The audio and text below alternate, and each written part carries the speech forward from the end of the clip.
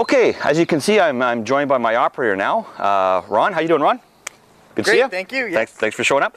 Okay, so Ron, I've looked at your paperwork. You have received your general training, and just so you understand why you're here, we are required to do this familiarization training now with you because you see you're going to operate a machine that you haven't operated before, and it's it's reasonably different than the one you used before.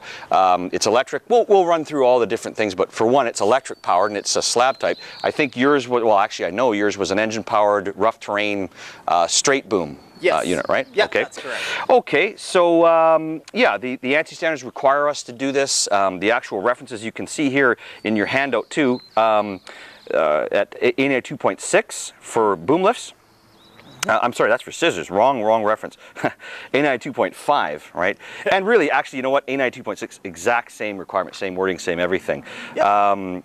So what we'll do then is we'll walk through some of the things that are different on this. Okay. Starting off with, well, I guess we'll just, do a walk around of it, and as we come across things that are different from your original unit, we'll stop and talk about those. And then what I'm going to do is get you to actually demonstrate the use of them afterwards, just so I'm, comfortable with your understanding of, how they work, okay? Fantastic. All right, let's get to it.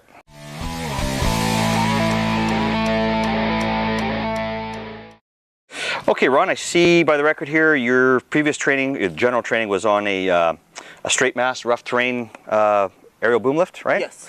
Okay, cool. And now, for the purpose of this, now on the signing roster, have I got your name right here? Yes, that's correct. Okay, so let me just put my name on there. And that's your company, that's correct spelling there? Yes. As far as you know. Okay, and the address, equipment type address, of course, self-propelled elevating work platform. Okay, good. Date and time.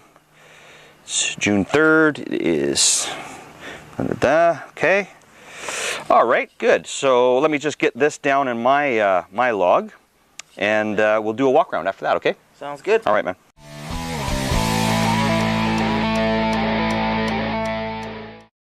Okay, let's go under the cover here. Obviously pretty different. What's missing here than from your original one? An engine. No engine, right. So we've got, it's battery powered, right? So here's the electric motor that's connected to your battery, right? And that turns a hydraulic pump here. Okay. That provides power for all your hydraulic functions and that type of thing. Now here's a hydraulic filter, right? An oil filter. Actually it says, well, you can see filter assembly, it has a name and part number, but I mean, if you saw fluid gushing out of that, or these hoses or anything like that were ruined. Notice here as well, you've got basically all the manufacturer's specs on this manufacturer's decal here, right? How high it can go, what it weighs, all the specs that you need to know, just like on the other machine. All right, so now since your unit is battery powered, unlike the one you got your general training on, let's have a look at how you access the batteries and have a look at them. So here's the battery box. There's one on each side. Okay, you can see a few decals on here. Now, just so you can see better, I'll just unhook this. You can see a decal here telling you how to pull this connector apart. So we'll pull that out of there. Then there's a little latch right back in here. So it says open. Right. So you just reach in there, open. Here's a handle you can pull, and it swings right out. Just like that. So right off the bat, you can see a few decals here, just warning you of some hazards around the battery. It is, a sulfuric acid solution inside the battery. Okay, so we got to be careful. You had a battery on your other one, but it's just to start the engine. It was a little 12 volt. These are much bigger, and like I say, there's a kind of a drawing of them right there, how they're connected. Okay. Right. How to use the battery charger, which is right around the corner here in a second. And again, just reading the manual and knowing what you're doing. So to actually get a look at the manual itself, you have to take this top off here, and we'll just do that. Whoops, I took those right out. Okay. There you go. There's your batteries. All right. So right off the bat, now I checked these this morning in the pre-use before you got here, but you can see that they're secure. The terminals are clean and tight. There's not any you don't get the idea that these are leaking or anything like that. Right? All the caps are in place.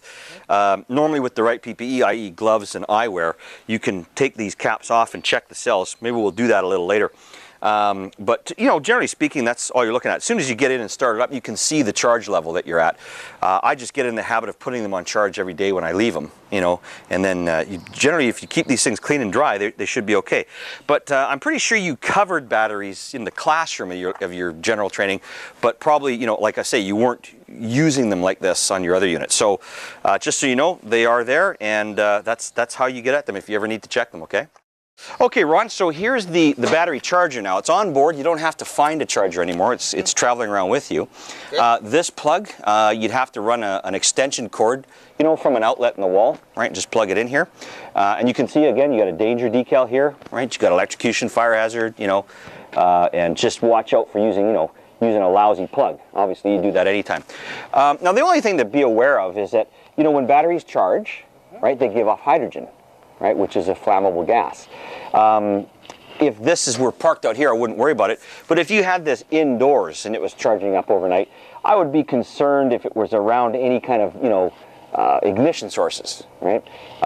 It's probably, if it's in a large enough area, it's nothing to worry about. But, you know, you get too much hydrogen building up, mixing up with air, finds a spark or heat, away it goes. But just so you know, there is your charging unit. As soon as you plug it in, you'll see this gauge here pop up, and that'll tell you that it's actually charging. Okay, under this panel, obviously we have our control panel there, but that's, you can see through that window. But we have a valve block assembly here, and of course, our hydraulic fluid tank. Okay, so since this tank is virtually, it's somewhat see-through. You notice how you can see the oil level through there? Like on the other one you had, it was a steel tank, but it had a sight glass, right? And that's how you tell the level. This one's just, you know, it's a translucent tank that you can see through, so you can see that it's full, right? Got lots of fluid. Obviously, you'd check that with, you know, everything down, right? If you had everything up in the air, a lot of that fluid would be in the system, and you might think it's low when it's not. Okay, so everything's down. And yeah, the valve block assembly, not much you can do here, Ron. Just, you know, you're just looking again for leaks. You know, with hydraulic system, leaks are your enemy, and that's what you look for. And any, you know, anything obvious, you know, broken wires, things hanging off, that kind of thing, right? So, more or less the same as what you were used to before. All right, Ron, at the lower controls here, at the base controls, remember what you're probably not familiar with is that jib function, right? Yes. Right, so here it is, right? You can see it right there. You see how the jib section's lit up? Now on this one, to activate the controls, you have to hold, see that little lightning bolt there? Okay, so you have to hold that on, right? And then, did you hear that click there? That means, okay, it's alive. And now when you activate the control, it'll actually work, right?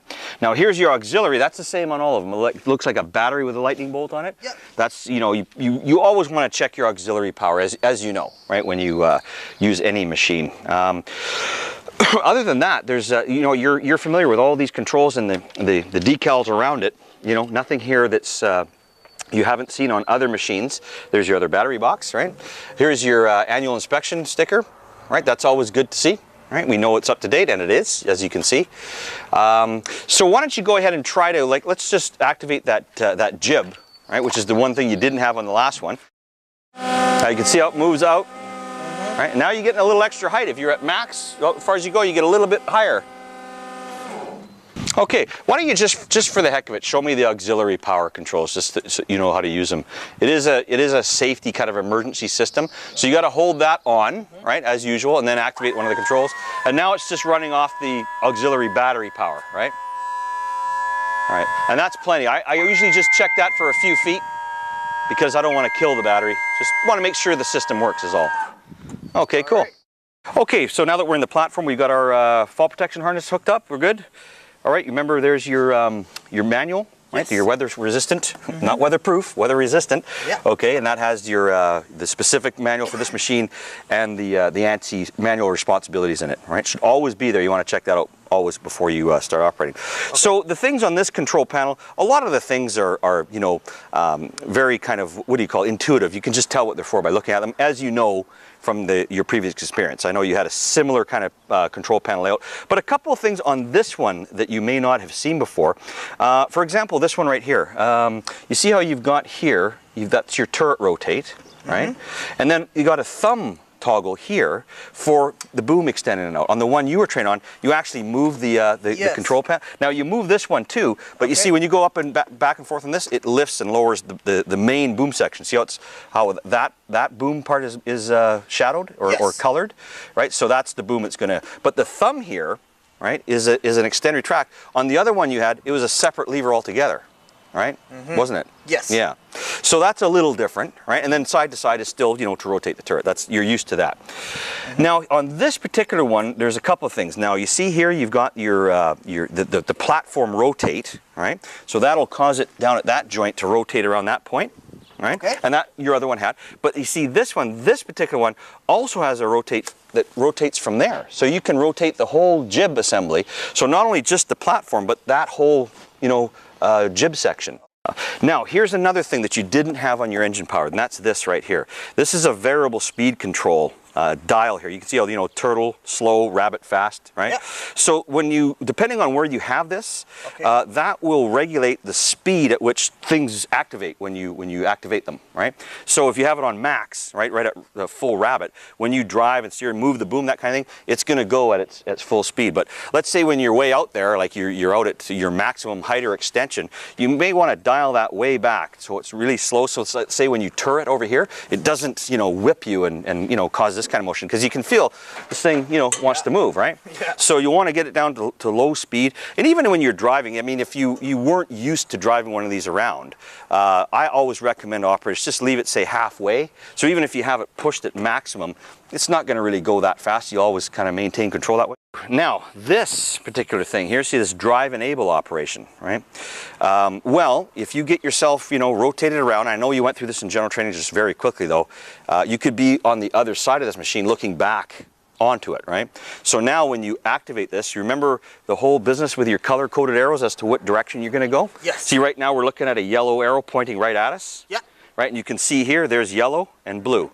So you know that if you, okay, that yellow arrow, if I go towards the yellow here, in other words, if I pull back, it's going to go that way, right? And then of course push forward, it'll go that way. And that would be, you know, the opposite if you're at the other end, right? Is there anything else here you don't recognize? All these power icons?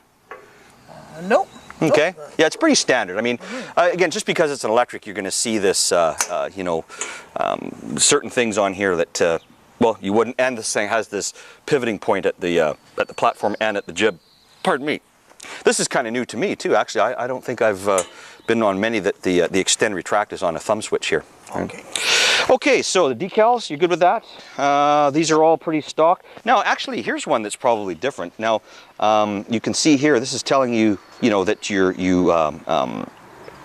with your platform uphill, like basically your procedures when you're on a grade. Right? You should never elevate on a grade. All right, you can travel across grades, up and down them, and it gives you this maximum grade ability when you're going straight up, like forward with the counterweight uphill. You see there, 30 to 30% grade, and then with the counterweight downhill, 20%. Right, and then sideways on the grade. Now again, you're not raising the platform; you're just traveling across a grade, and that's the maximum it can. Did the other one have that? No, actually. Yeah, see, that's not something you'll see on every one of them, right? So that's good to know, right? And here, can you tell just by looking at that what that decal means? Definitely. What's that telling you? Tip over hazard. Yeah, exactly, right.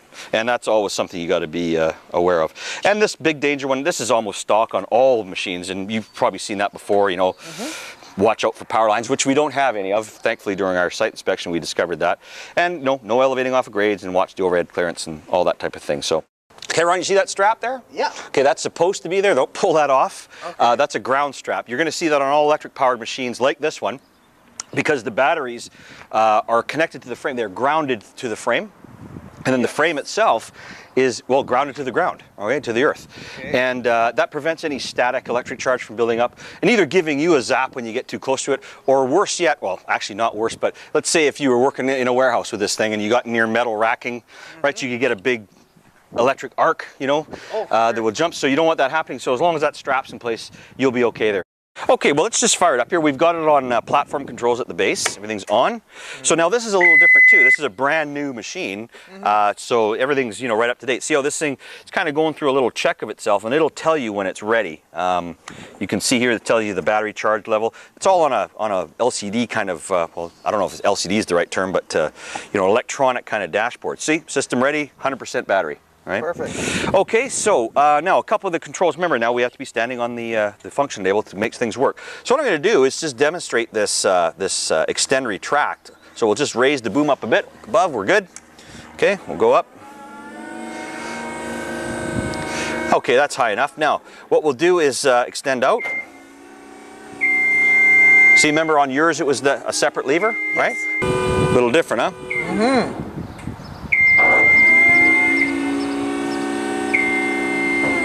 Okay, now let's try your jib pivot here. That's that one. That one's something you didn't have on the last one. That's side to side.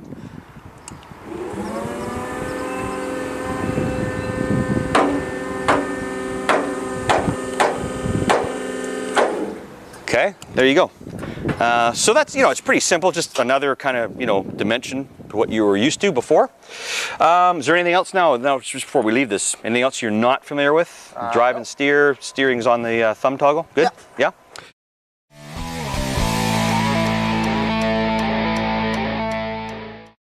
Okay, Ron, well, basically that's the differences between this machine and the one you were originally trained on. So how do you feel about things? You feel reasonably confident you can operate this thing? Yes, I sure do.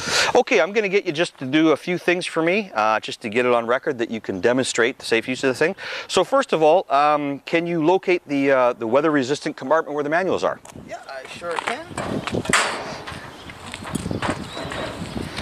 Okay. Here? All right, so let's pull them out of there.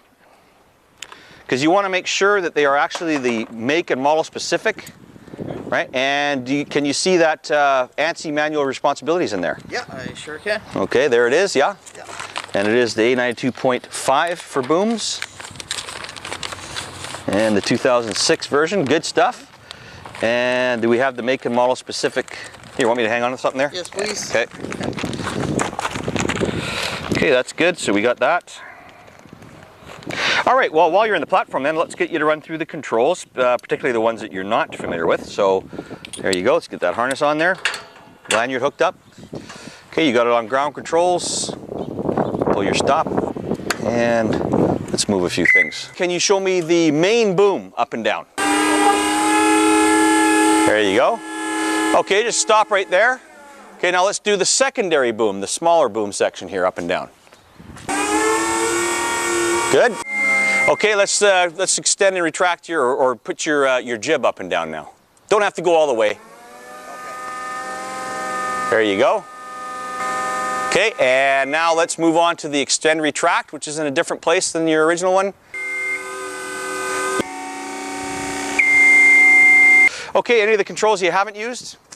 Nope. All right. Okay, let's hit the stop there. Let's climb out of there.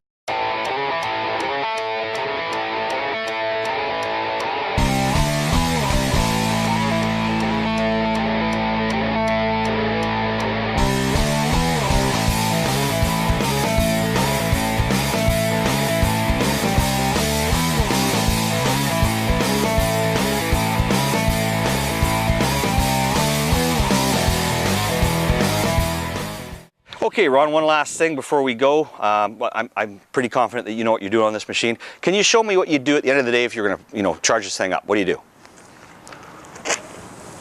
Well, extension cord. Good stuff. Yep. Go here. Make sure nothing is frayed. Good. It's a good plug's in good shape. Yeah. Go ahead, and now I watch for needle come up, shows that it's charging. Good. Yes, sir. Right. So now that the batteries are charging, what kind of gas is coming out of those batteries? You remember? Hydrogen. Right, right. So we're outdoors here, you know, we're well ventilated. So excellent, good job. Okay, what I'll have you do is, you feel good about everything? Yes. Okay, I'm getting you a sign right here where it says signature of the operator. That's you. Why don't you just sign that? And I'll fill out your fare card and give that to you. I just got a few more guys to get through here. So well done. Way to go, bud. Thank you. You're ready to go.